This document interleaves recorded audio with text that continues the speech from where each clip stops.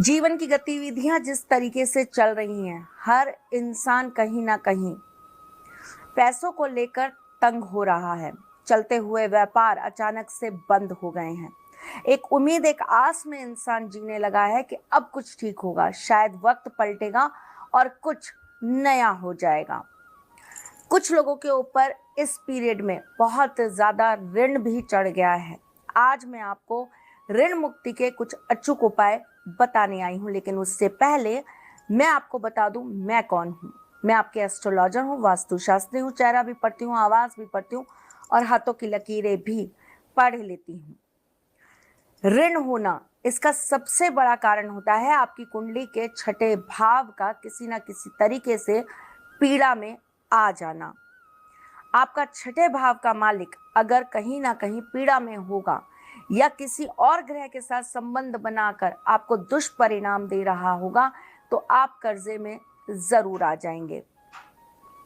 जीवन के अंदर कर्जा होना एक आम बात है। हम हाउस लोन लेते हैं, गाड़ी को खरीदते हैं तो लोन लेते हैं।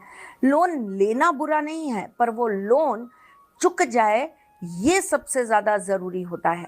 इसके लिए कई लोग सिर्फ छठे घर को देखते हैं, लेकिन मैं दूसरा, छठा और 11वां घर और उसके साथ 12वें घर का क्या संबंध है इस बारे में विचार करती हूँ।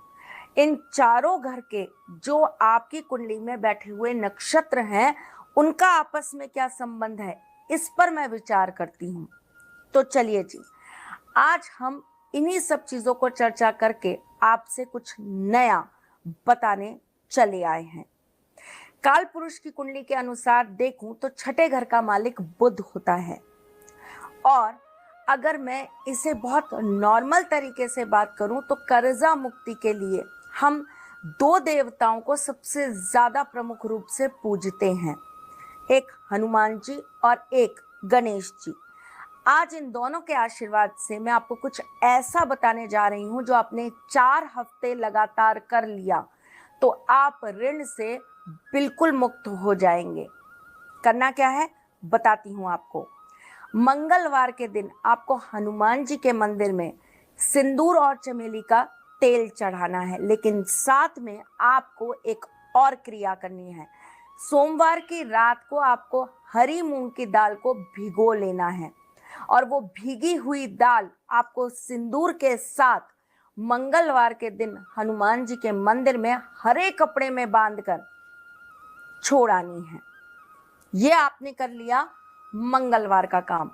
इसको टू बी कंटिन्यूड आपको बुधवार को करना है, लेकिन यहाँ क्या करेंगे आप, कुछ थोड़ा अलग।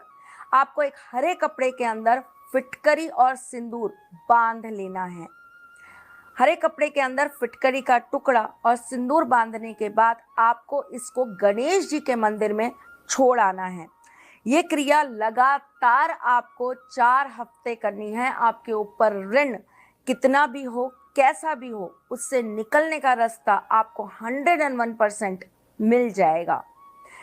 अगर आप शिवजी के ऊपर मूंग की दाल सोमवार के दिन चढ़ाते हैं तो ऐसा करने से भी आप कर्ज मुक्त होते हैं। शनि देव का पूजन करने से और तेल का दान करने से भी ऋण से मुक्ति प्राप्त होती है। अगर आप रेगुलर रूप से अपनी इनकम का एक भाग अगर आप धर्म के नाम पर या किसी की सेवा के नाम पर निकालते हैं तो इससे भी आपको ऋण से मुक्ति मिलती है। गाय को हरा चारा खिलाने से भी ऋण से मुक्ति प्राप्त होती है। चलिए जी, आज के लिए बस इतना ही।